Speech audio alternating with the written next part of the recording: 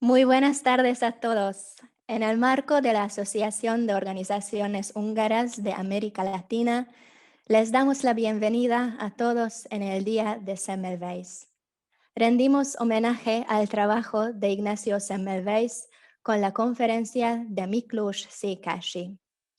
El año pasado, Miklós escribió un excelente artículo sobre Ignacio Semmelweis. Sabíamos que la mejor forma de celebrar este día es con su charla. Miklós se recibió de licenciado en química en la Facultad de Ciencias Exactas en la UBA, con el promedio más alto de su clase y medalla de oro. Su tesis de doctorado fue calificada con sobresaliente por la UBA. Hizo cursos de posgrado en la Universidad de Ginebra, Suiza. Fue profesor de Química General y Inorgánica en la Facultad de Ingeniería de la UBA y profesor titular de la misma materia, además de Química Cuántica y de Química Industrial en la Escuela Superior Técnica de Ingeniería. Como empresario químico, integró el directorio de varias firmas de rubro. Actuó en la colectividad húngara como vicepresidente y luego vicepresidente ejecutivo de la AMIS, Federación de Entidades Húngaras en la Argentina. Fue presidente de Ars Hungarica, Asociación Civil de Música y Cultura, desde su fundación en 2003 hasta 2015. Como presidente de dicha asociación, ha recibido la medalla de Bicentenario del Gobierno de la Ciudad Autónoma de Buenos Aires en 2010. Ha sido condecorado por el gobierno húngaro con la Cruz de Mérito Grado Oro en 2011. La Academia de Ciencias de Hungría, en base a la propuesta de su comité presidencial, le eligió como miembro externo pleno en 2012. Es un honor que haya aceptado nuestra invitación y ahora doy la palabra a Miklós Székely. Köszönöm, Anna, a bevezetést. Muchas gracias, Ana, por la introducción. Lo dije unas palabras en húngaro también para aquellos oyentes que entienden húngaro.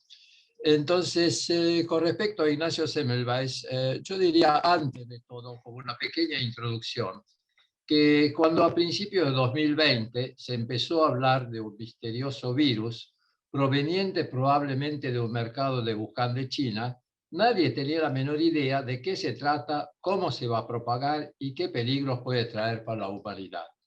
La Organización Mundial de Salud al principio no le dio mucha importancia y tardó en declarar la situación de pandemia. Inclusive luego cometieron varios errores indicando que el barbijo no es necesario, los asintomáticos no contagian, hasta que estas ideas fueron corregidas.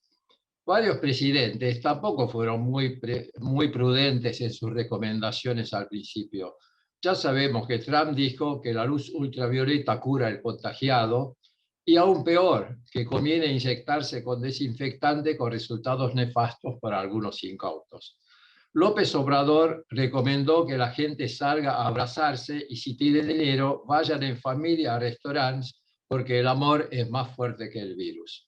Alberto Fernández más modestamente consideró que tomar té caliente evita el contagio.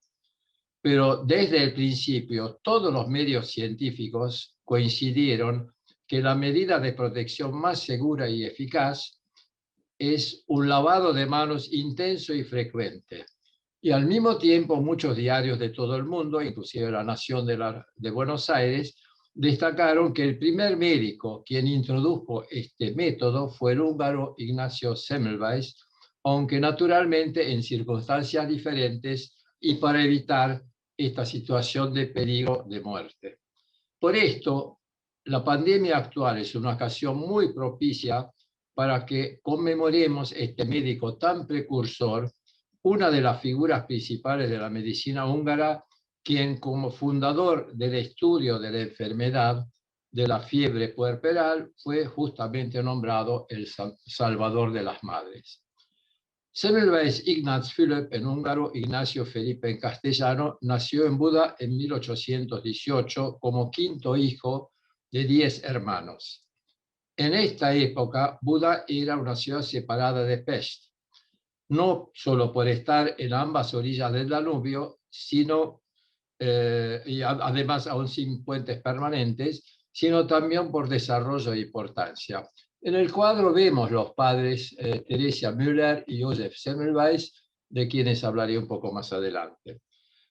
Buda fue un asentamiento celta desde el siglo antes de Cristo, y los romanos fundaron este lugar en el siglo I antes de Cristo, la ciudad de Aquincum, capital de la provincia de Pannonia.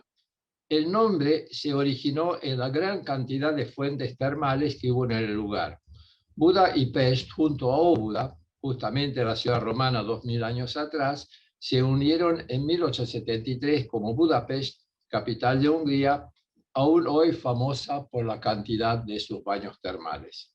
Los padres de Ignacio, como ya adelante, fueron Josef Semmelweis, José sería en español, dueño de un comercio conocido de especias como el nombrado elefante blanco, y la madre Therese Müller, hija de un fabricante de carruajes, típica clase media de artesanos prósperos. Ignacio, el hijo cuya vida estamos por ver, terminó sus estudios secundarios en las escuelas pías.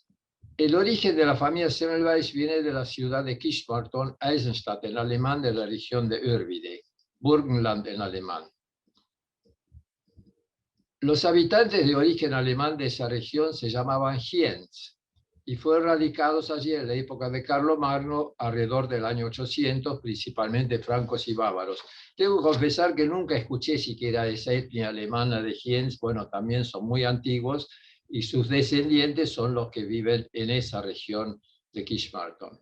De ellos desciende también la familia Semmelweis, cuya primera mención es de 1570 como dueño de una finca de producción vitivinícola.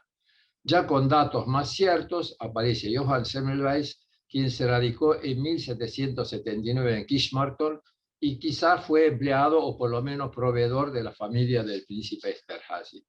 Es interesante observar que el gran castillo de los Esterházy que vemos acá en el cuadro adjunto tenía una importante sala de conciertos donde Joseph Haydn, músico de corte de los Esterházy entre 1766 y 1790, compuso y presentó varias de sus obras.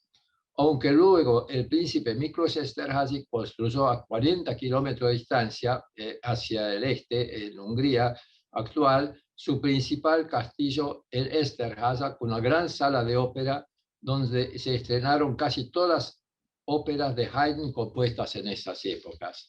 Es interesante notar que Ars Hungarica, asociación civil de música, asociación civil de la cual fui presidente durante 12 años, bajo la dirección musical de Silvia Leidemann, presentó 2 óperas de Haydn en primera audición latinoamericana en Buenos Aires, El Incontro Improviso y Orlando Paladino, gracias a sponsors muy generosos. De todas maneras, esas óperas fueron primero dadas en el castillo de Esterházy, y según una anécdota de la época, la emperatriz Habsburgo, María Teresa, reina de Hungría, fue invitada a un estreno de la ópera Haydn y dijo, al terminar la ópera, señor príncipe Esterházy, el lugar y los artistas superaron a la ópera de Viena. En Buda tenía ese negocio muy próspero, y ahí estudió el hijo en la escuela secundaria de las escuelas pías, o piarista en húngaro, que es un colegio realmente muy notable porque muchos de los grandes políticos y deportistas y científicos estudiaron allá. Inclusive hay varios premios Nobel egresados de ese colegio, naturalmente mucho más tarde, entre ellos 2 de química, George Hevesy en 1943 y George Olah en 1994.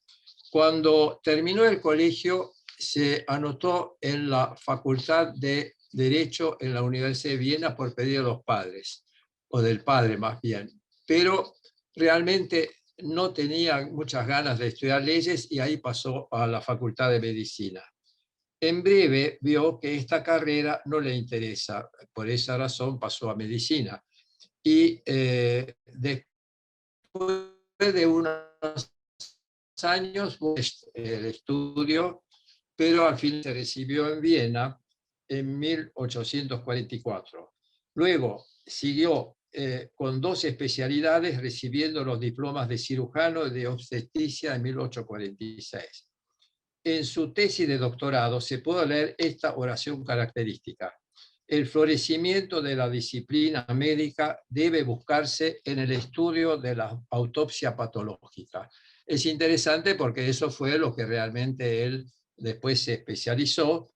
Empezó a trabajar en el Instituto Prestigioso de Autopsia del profesor Karl Rokitansky y aceptó luego un puesto de asistente en la clínica obstétrica del profesor Klein, muy prestigioso en Viena, donde se enfrentó diariamente con la muerte de madres en fiebre puerperal.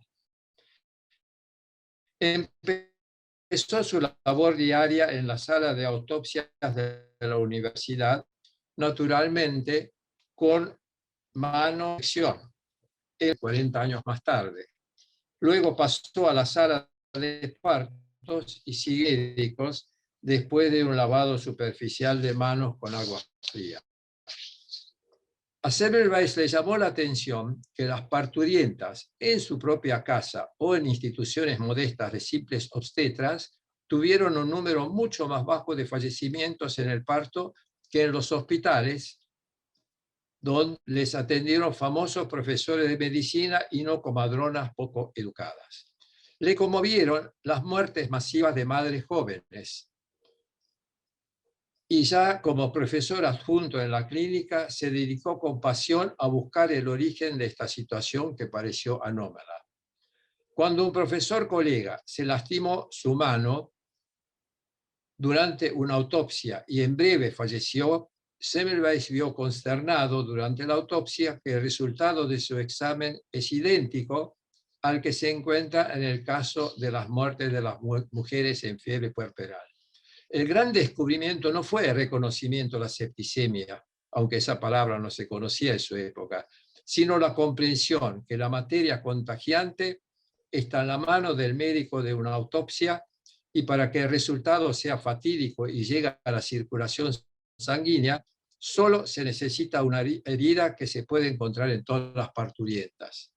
Observó como primero que la fiebre puerperal no es una enfermedad independiente, sino consecuencia de un contagio, de una infección, y que este contagio se propaga por las manos del médico interveniente. Una vez reconocida la esencia del problema, empezó la búsqueda inmediata de la manera de defensa. Era evidente que un simple lavado de manos no alcanza para alejar la materia contaminante que se pegó a sus manos o las manos en general durante una autopsia.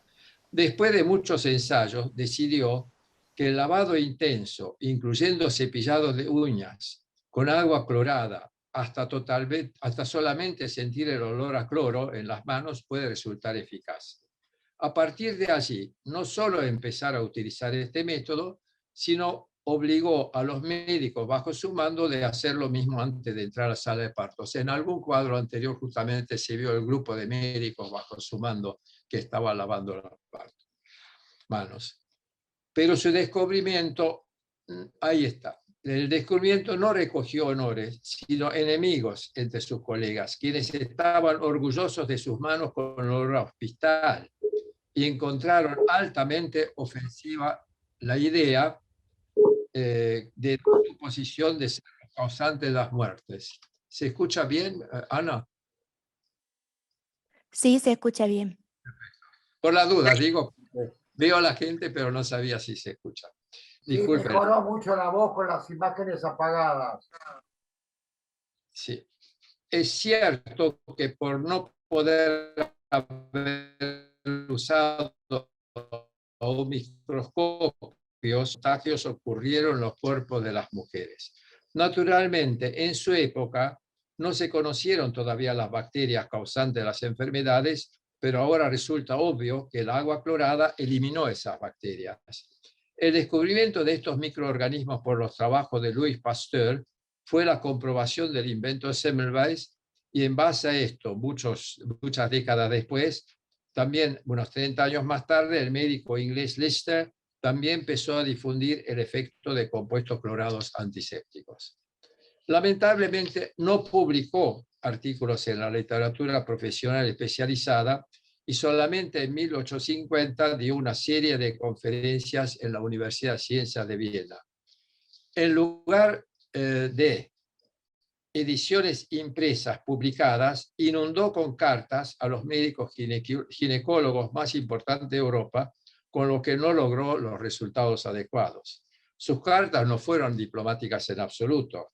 Por ejemplo, le escribió a Siebold, profesor de ginecología de la Universidad de Göttingen: señor consejero, usted es culpable por la difusión de errores con respecto al tratamiento de la fiebre puerperal.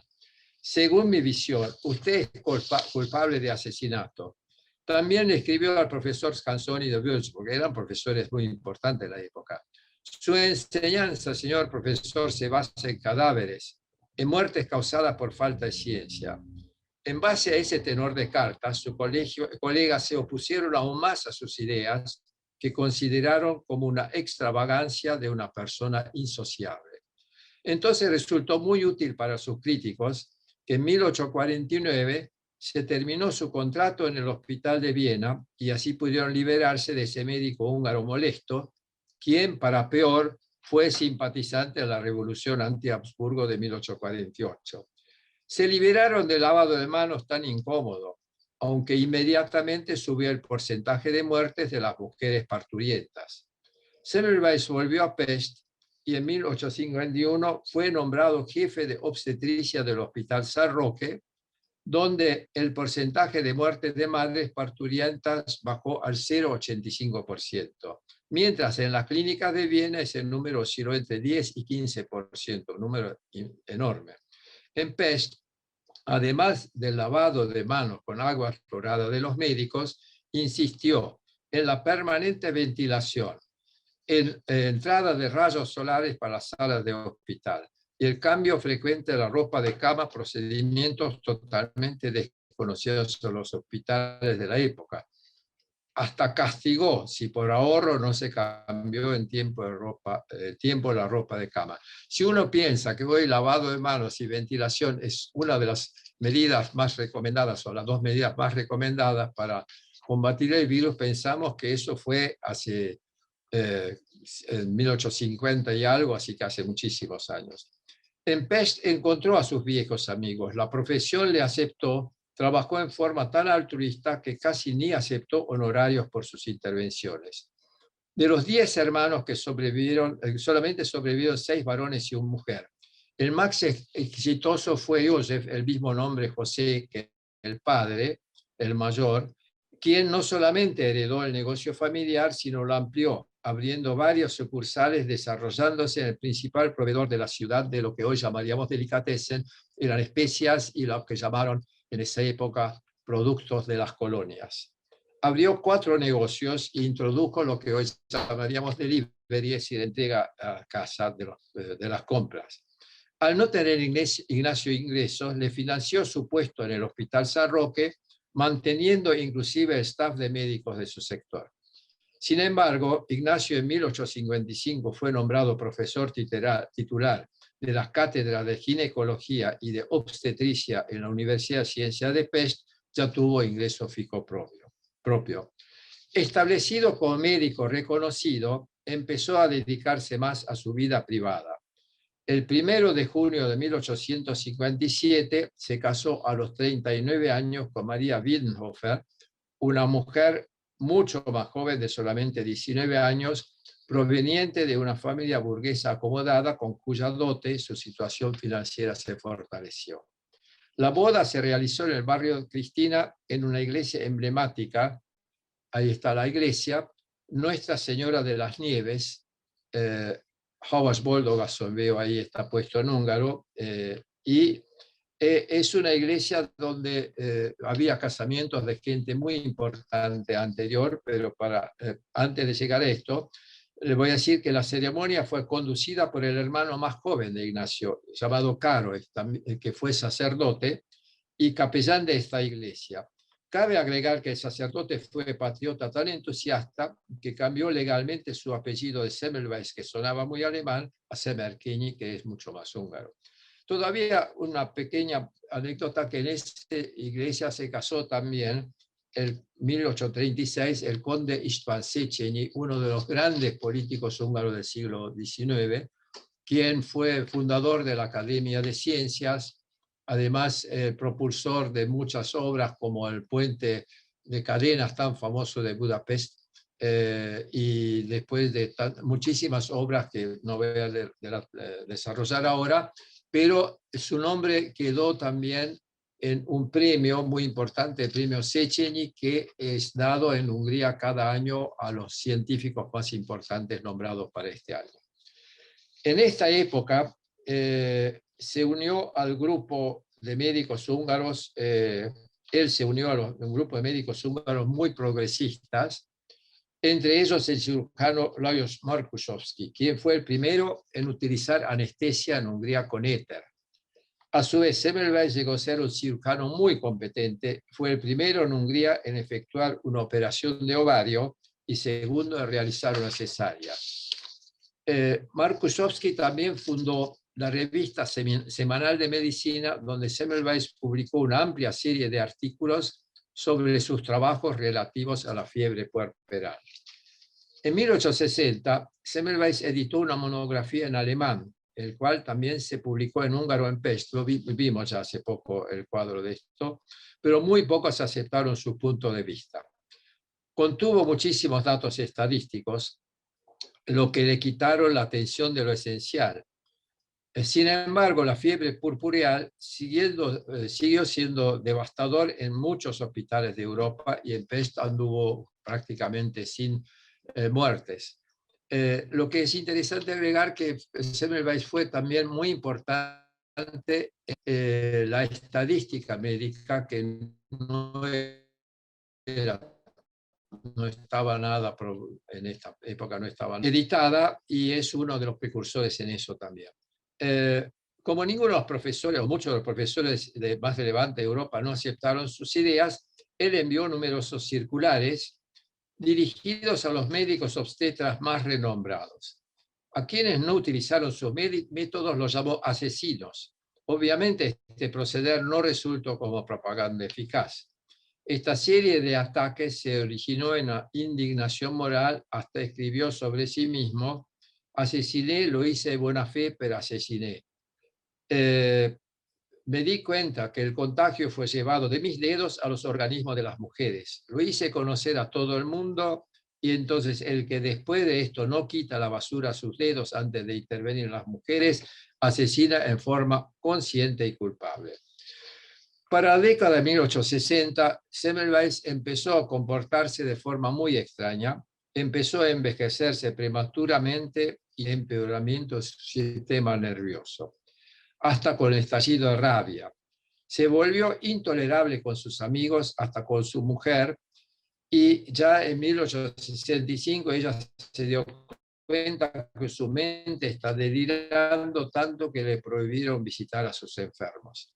Hubo un momento que la convivencia fue imposible, y en base a la recomendación de su colega, su mujer le internó en una clínica de enfermedades mentales en Viena en julio de 1865. Esto es un año antes de su muerte, el cuadro que ven allá. Allí le hicieron tratamientos brutales típicos de la época, y después de un mes de internación falleció. Según la autopsia, y en especial en base a estudios radiológicos efectuados un siglo después con sus huesos, se comprobó que murió de una septicemia, paradójicamente de una enfermedad cuyo origen fue descubierto por él.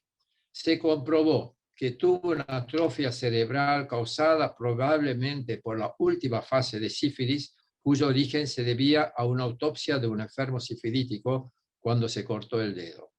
Fue enterrado en Viena, pero su mujer llevó sus cenizas a Hungría en 1891, al cementerio de Kerepes, a la bóveda familiar. ahí está. En 1965 le depositaron una nueva sepultura en el patio de su casa natal, actual Museo Natural, el Museo de Historia de la Medicina. De sus hijos, la única que tuvo hijos es su hija Antonia, que tenía 1 año cuando él murió, así que no tiene descendencia que lleve su apellido. Antonia tuvo 5 hijos. Su hija María se casó con un cirujano llamado Tivadar Hüttel, y entre cuyos descendientes la mayoría son médicos, manteniendo una tradición familiar. Es interesante notar, ahí teníamos recién el museo, ahí está el museo de la casa natal de Semmelweis, donde está el Museo de Historia y Medicina, que el director general durante varios años fue Josef Antal, un doctor en historia y experto en museología, el que lo desarrolló en una institución de renombre internacional. También fue egresado del colegio secundario de las escuelas pías, como Semmelweis, claro, un siglo más tarde. Editó 80 trabajos sobre la historia y medicina, pero lo que es interesante de su vida, que llegó a ser el primer ministro en 1991 del primer gobierno democrático húngaro después de la caída del comunismo. Lamentablemente murió prematuramente de cáncer, pero su reconocimiento internacional fue tan importante que un destacado edificio del Parlamento Europeo en Bruselas lleva su nombre. Volviendo a Semmelweis, también lleva su nombre la Universidad de Ciencias Médicas de Budapest.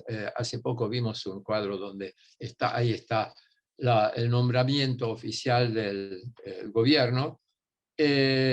Y en 1960 esa universidad fundó una medalla memorial Semmelweis, la que se entrega a las personas más destacadas de la ciencia médica. En otros homenajes, en 2013, el Consejo de la UNESCO declaró como parte del programa de la memoria mundial los descubrimientos y documentos relacionados con la fiebre purpureal de Ignacio Semmelweis.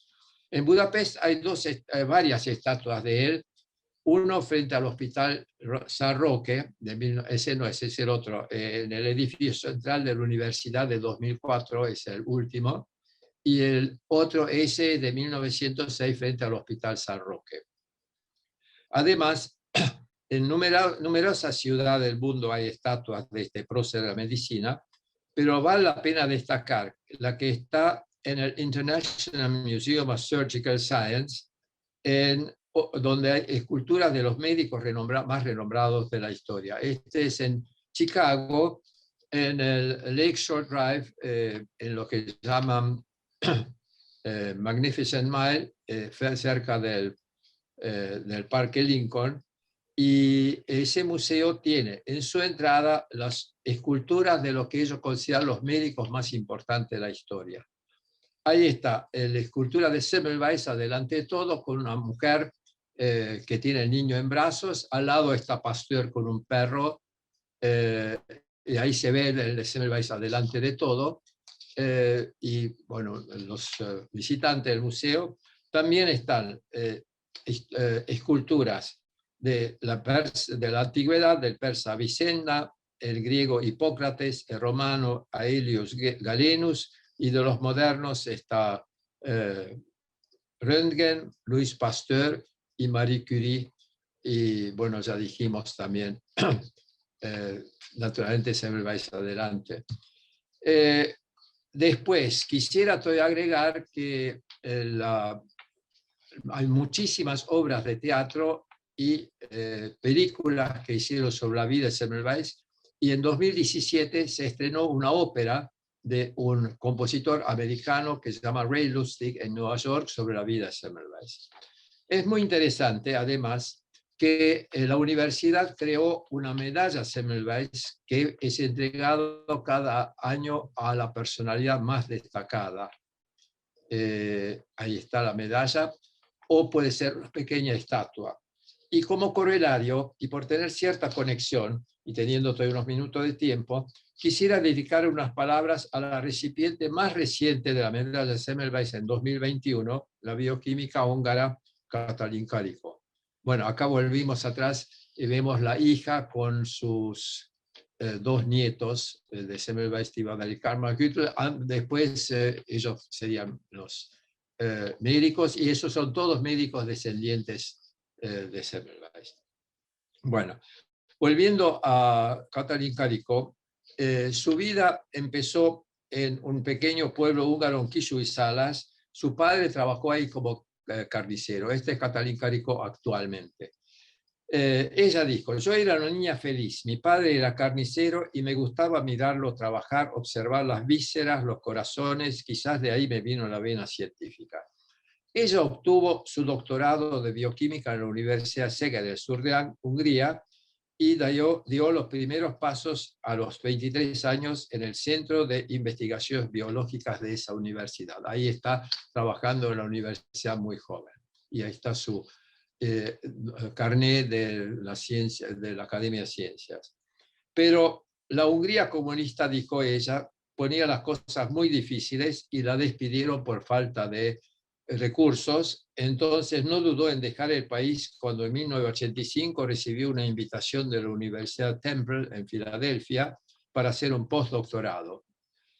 Junto a su marido y su pequeña hija se fueron a Estados Unidos. Toda su fortuna constó de la venta de un auto de $1.200 y lo metieron en un osito de peluche de su hija para tratar de esconderlo.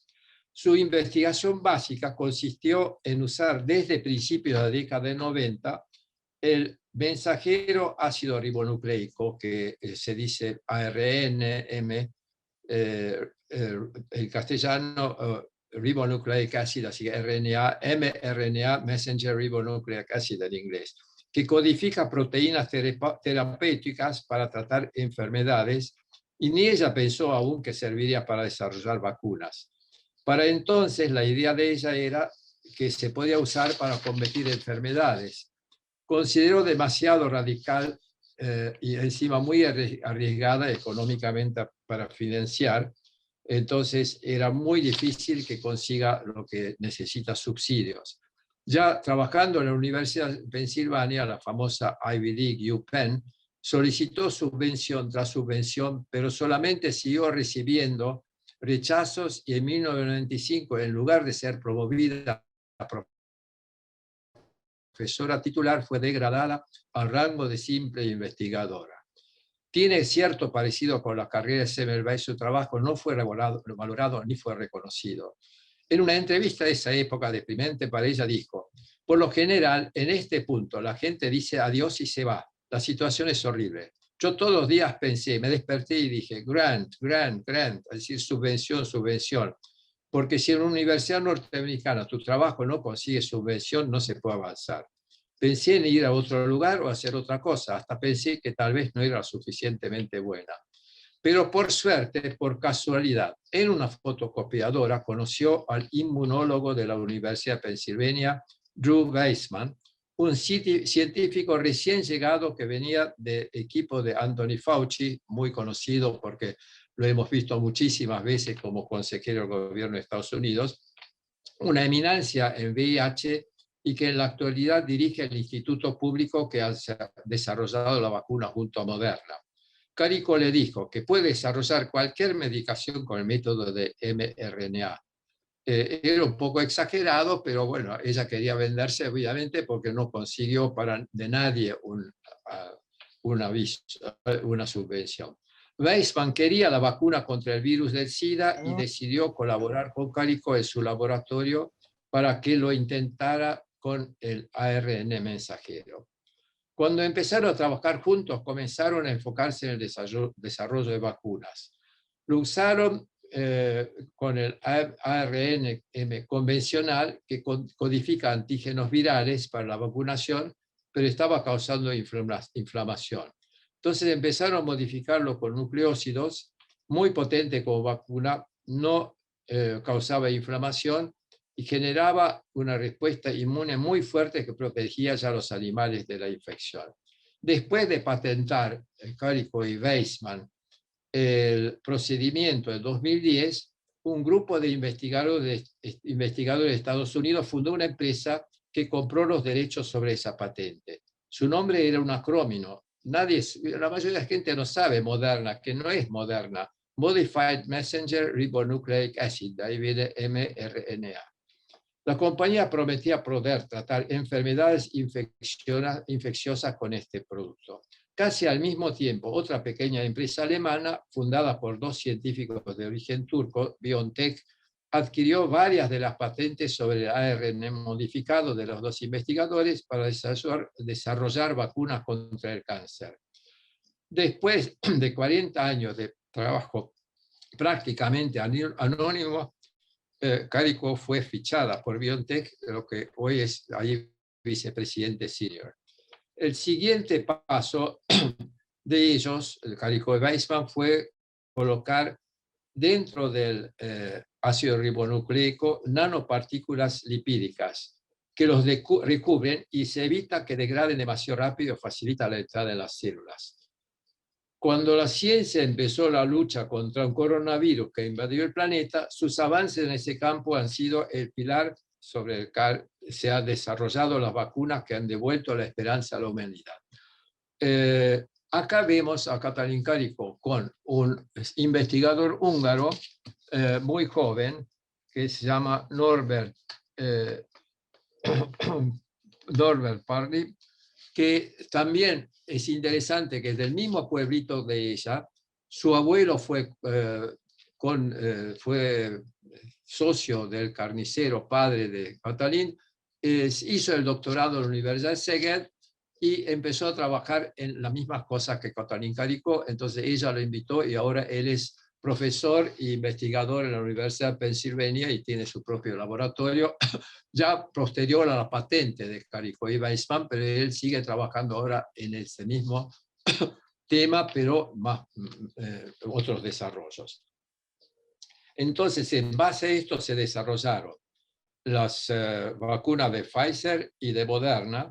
Es algo increíble porque significa que todo el trabajo que Katalin Karikó estuvo realizando años enteros durante la década del 90 y convencer a la gente, sin éxito, valió la pena. Las vacunas tradicionales siempre se basaron en virus genéticamente modificados, como la AstraZeneca, o virus vectores llamados plataforma adenoviral, como la Sputnik, o virus muertos, como la Sinovac, o materia genética de un virus de la gripe modificado, como el Johnson & Johnson. En cambio, el invento de Katalin Karikó es totalmente revolucionario. El mensajero ácido ribonucleico engaña al cuerpo para que produzca la proteína viral, la cual genera la respuesta inmune. Este invento es tan novedoso que puede introducir una nueva era en la investigación de curas de varias enfermedades.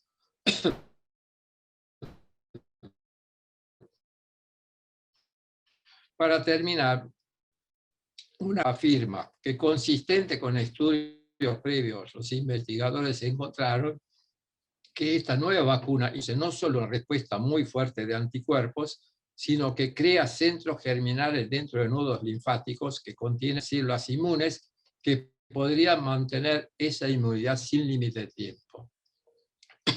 Acá vemos a Katalin Karikó en su visita a Budapest con el rector de la Universidad Semmelweis,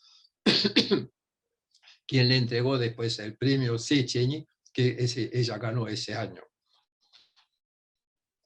Hace unas semanas, Derrick Rossi, uno de los fundadores de Moderna, expresó en una entrevista que Karikó y Weissman deberían recibir el premio Nobel de Química, y el Kenneth Chien, biólogo del Instituto Karolinska en Suecia y también cofundador de Moderna, coincide. Todas las empresas de ARN mensajero, incluida Moderna, existen gracias al trabajo original de Karikó y Weissman. Sin su descubrimiento, las vacunas no estarían tan avanzadas como para poder enfrentar esa pandemia. Entonces, para terminar, Ignacio Semmelweis tuvo amplios rechazos por sus ideas revolucionarias en su vida y solo recibió reconocimiento y homenaje póstumos. La recipiente de su medalla, acá la tenemos, en forma de estatua, con el ministro de Recursos Humanos de Hungría, Miklós Kastler, a su vez un científico. La recipiente de su medalla, Katalin Karikó, tuvo la perseverancia y la convicción de seguir adelante cuando por tanto tiempo su trabajo tampoco parecía aceptación. Ahí está la estatua de Semmelweis recibida por el ministro ahora hace un mes y algo.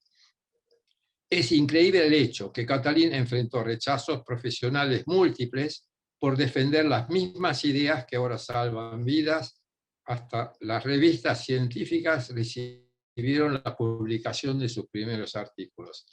De haber abandonado entonces, hoy probablemente el mundo no tendría disponible las mejores vacunas, pero por suerte a ella el reconocimiento le llegó en su vida. Bueno, quería hacer una pequeña comparación entre Semmelweis y Carico, porque cada uno tuvo grandes rechazos. Semmelweis naturalmente murió muy joven, lamentablemente, y en cambio a Katalin Carico, que lo tenemos ahora acá, recibió el reconocimiento de su vida y esperemos que reciba el premio Nobel en este año. Bueno, muchas gracias por escucharme. Espero que haya sido escuchar bien con los problemas de internet, así que muy amable de los presentes de haber escuchado esto. Muchísimas gracias, Ana. Miklos. Sí, pudimos escucharte perfectamente, aunque sin las cámaras. Muchas gracias por esta interesante presentación. Y ahora abrimos el espacio para los comentarios en caso que alguien quiera hacerlos.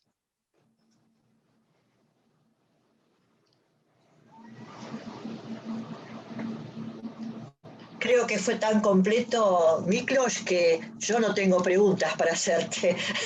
La verdad que fue un paneo de la vida de Semmelweis y de esta nueva Katinka, se llama Katinka, ¿no? Carico, Sí. Sí. Leí mucho sobre ella porque decían que es de virus, de un cambio dentro de la estructura del genoma, ¿no? Lo que ella inventó. No es un virus muerto. Ácido ribonucleico, Messenger es mensajero porque le manda un mensaje al cuerpo y lo engaña, Sí. porque le ponen alrededor una pequeña proteína nanopartícula, entonces esa llega al virus y el virus piensa que es algo amable y entonces lo vuelve inmune. Bueno, está expresado de una forma muy laica, yo no soy biólogo, sino químico, pero más o menos. Y si me permiten, un minuto más, voy a decir algo que mucha gente no sabe, porque es también interesante. Katalin Carico, ellos tienen 2 hijos con su marido, la hijita con que se fueron con el osito de peluche de los $1.200. Bueno, también hizo una carrera fantástica en Estados Unidos. Estudió en la Universidad de Pensilvania también, se recibió Bachelor of Arts y después un máster en Sociología y Criminología, pero eso sería bastante importante, pero más importante todavía, que la hija es doble campeona olímpica de remo, representando a Estados Unidos, 2 medallas de oro de remo, en el equipo de 8 de Estados Unidos, además múltiples campeonatos americanos de medallas de oro, tiene más de 10 medallas de oro posterior a su graduación, y ahora, bueno, trabaja como socióloga. Así que la familia tiene también una deportista importante. Bueno, Ana, te doy la palabra. Muchas gracias. Muchas gracias, Miklos, por tu exposición. La verdad que fue muy interesante. Y si bien no sabemos tanto de química, realmente es espectacular todo lo que esta mujer luchó en su vida, cambiando de país y luchando contra el no reconocimiento hasta que finalmente se están viendo los resultados. Coincido contigo en que ojalá reciba el premio Nobel. Muchas gracias por tu exposición.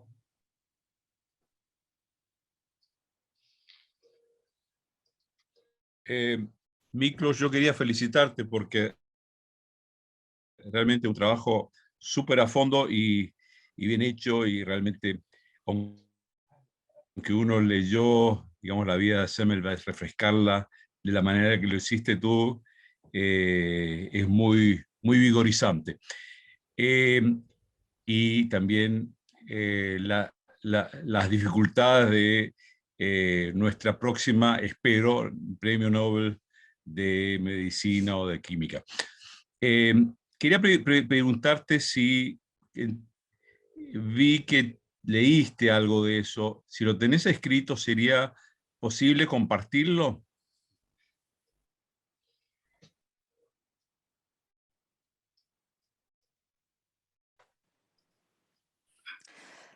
No sé si Miklos escuchó la pregunta, pero el año pasado escribió un artículo para el boletín de la comunidad de Buenos Ahora te escucho. Aires.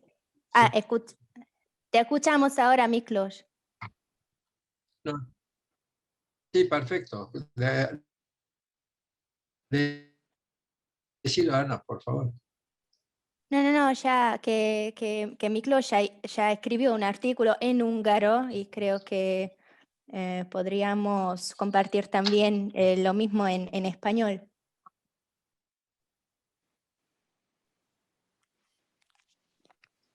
Claro, el Miklos, artículo es para la gente. ¿Me escuchan? ahora sí, ahora sí. No digo que fue completado con algunos datos culturales de la época para gente que no lo conoce de todas maneras. Por ejemplo, San Martín de Tours, de quien hice una conferencia alguna vez también, que es, por ejemplo, de Savaria, ¿no? Bueno, Ana. Bueno, muchísimas gracias por compartir con nosotros esa conferencia y esa tarde, y les deseamos muy buenas tardes y nos vemos en nuestra próxima reunión. Esperemos la semana que viene, donde vamos a tener una charla sobre el bilingüismo. Muchísimas gracias, Miklos. Anita. Bueno, Muchas gracias, Ana, por los cuadros. Bueno, gracias, Ana, especialmente por los cuadros que ilustraron muy bien todo. Muy buenas Ana, tardes. ¿puedo Sí, agregar sí. algo? ¿Qué ¿Cómo? tal? Que tenía la manito levantada, pero quizás no viste. Ah, disculpa, Elsa. Sí, Ana, quería felicitar a Miklos y bueno, hay algo que acá en Mendoza siempre comentamos a los jóvenes y les damos como mensaje que un húngaro nunca se da por vencido, ¿no? Entonces esta sería una clara nueva historia donde un húngaro no se da por vencido, como tantas veces se ha repetido a lo largo de la historia de los inventores húngaros, ¿no? Así que estoy interesada para facilitarle material, si llegan a hacer una traducción al castellano, a los jóvenes en Mendoza. Dale, gracias, Elsa. Y ahora, Zsuzsanna Varga. Igen. Üdvözlök mindenkit. ¿Debo hablar en español o puedo hablar en húngaro?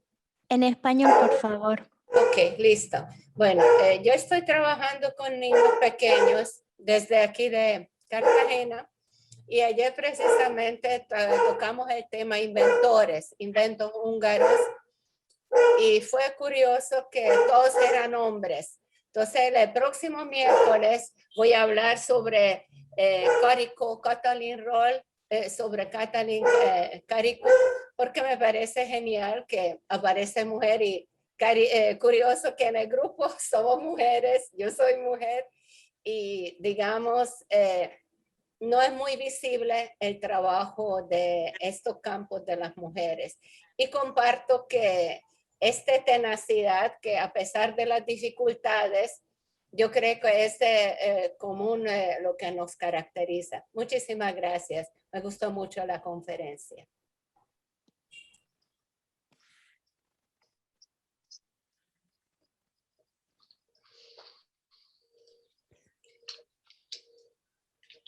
Bueno, ok, no veo más manos arriba, entonces ahora deseo muy buenas tardes a todos.